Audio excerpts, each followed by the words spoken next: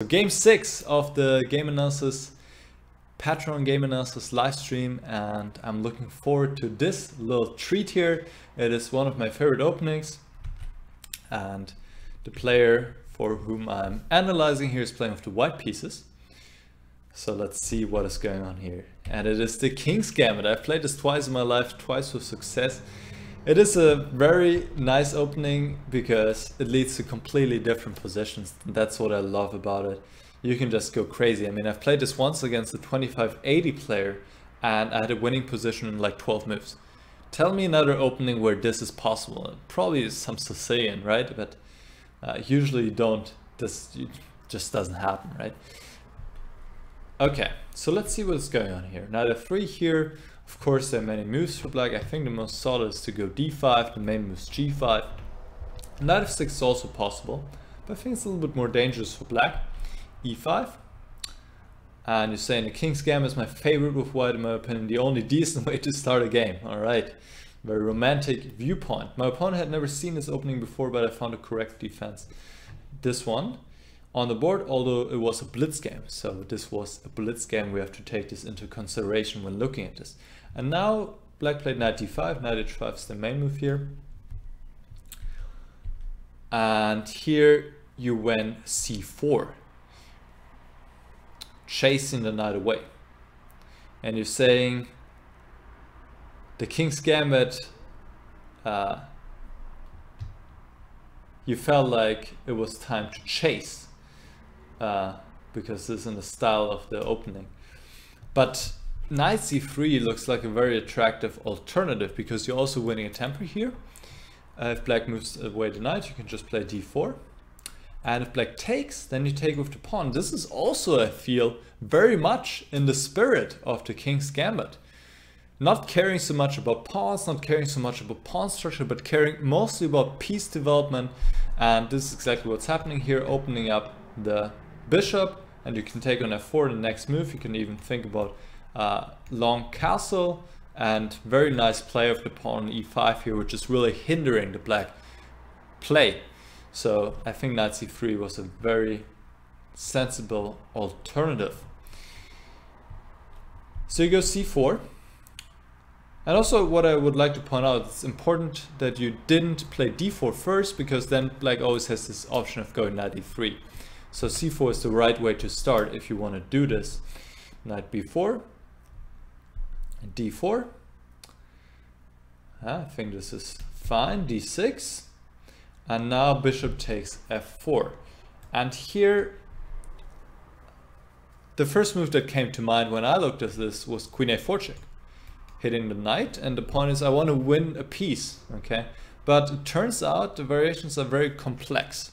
So let's dive into this a little bit.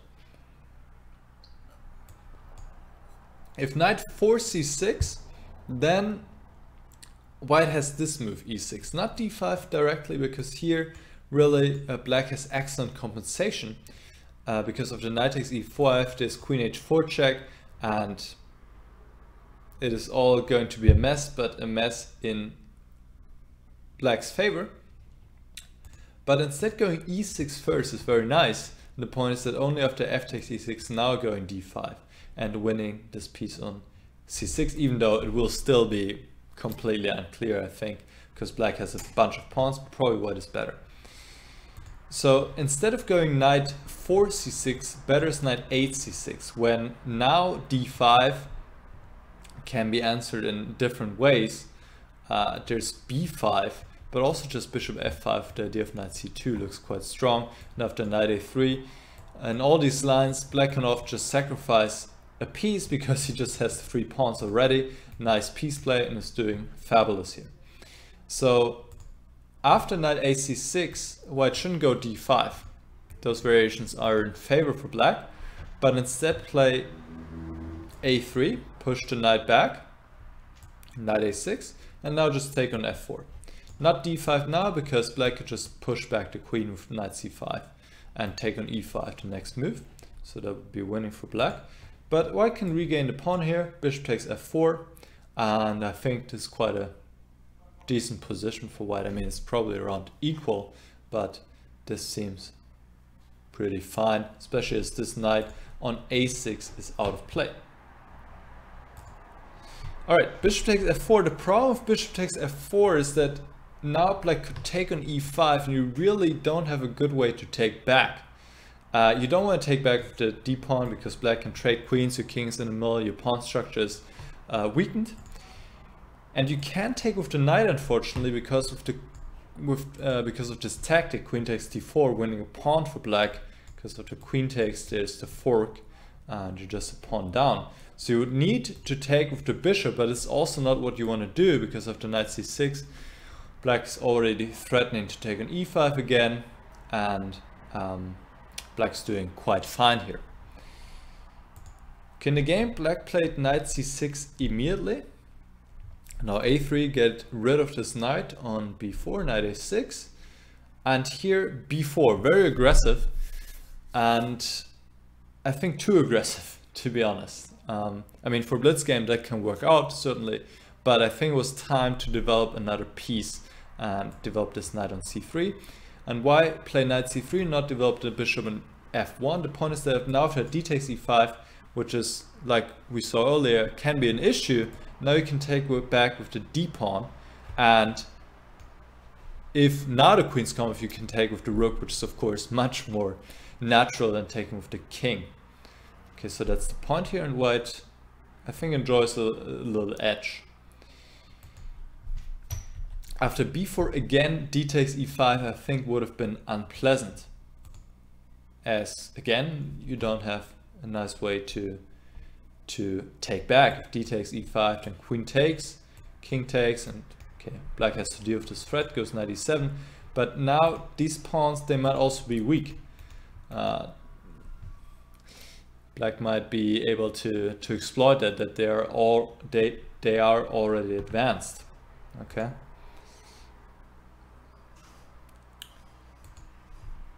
So that's something to take into consideration. If knight takes e5 here, then again black can take on d4. That's the problem. Okay. Alright, but it worked out. Black retreated, fearing b5. And now bishop g5. And you're saying, disliked by the computer, I decide to press on, however. Yeah, I think it's just time to develop more pieces, okay?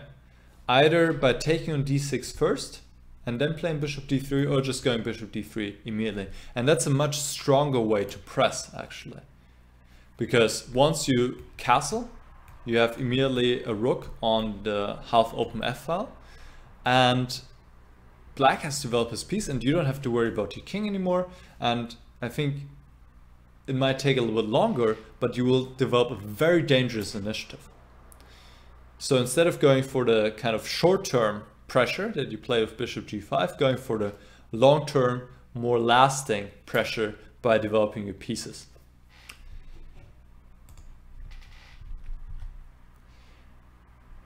Here again, black could have taken on e5, and that would have immediately alleviated the pressure. The problem is that you cannot take with the knight because of f6 and this fork, and queen h5 doesn't help. Black can just go g6. So you would need to take with the pawn, but then of course black exchanges queens, which already alleviates a lot of pressure. Plays bishop f5, can even castle. Queenside is only issues the knight on a6, but that's neglectable. Okay, now your opponent played c6, knight c3, bishop f5, and now you're doing the right thing, developing your pieces, right? It's very natural, just bring them out. Queen d7, and yeah, now e takes d6 is possible. Here queen takes d6 was still possible because of the bishop to e7. Black takes back with check, so it's not losing a piece, but already a position is very uncomfortable. Let's say just castle. Black's behind the development, has less space, very difficult to play already for black. So in a blitz game, as can happen of course, mistakes creep in, knight c8 allowing knight e5, and that is blundering the piece on f5, and now after knight e7, that is blundering bishop d7, which now wins the queen for white, and your opponent resigned. So quite a short game, as it often happens in the King's Gambit, but I think there was still a lot to take away from. I liked your aggressive playing style. I mean, it can be really paying off in the blitz game like it did here, but you need to be careful, because it could also be backfire sometimes, and sometimes, like I said, the most aggressive is just to play natural moves, get your king into safety, develop all your pieces, and then keep pushing. I mean, this is what the King's Gambit is all about. It's about quick development, playing in the center, and putting pressure on the opponent as early as possible. Okay? So I think, yeah, the major takeaway here is to develop quickly and pay attention to your opponent's possibilities. This move d takes e5 was, I think, possible 3 times, and it's quite a natural move, right? You always want to consider moves that take something of your opponent. And in all these cases, black could have alleviated the pressure. So paying attention to that and evaluating it and seeing, okay, how can I deal with this? How can I deal with this threat of my opponent? Maybe simplifying the position. Okay. All right. Thanks for sending in the game. I hope this analysis was useful, helpful for you, and looking forward to your future games.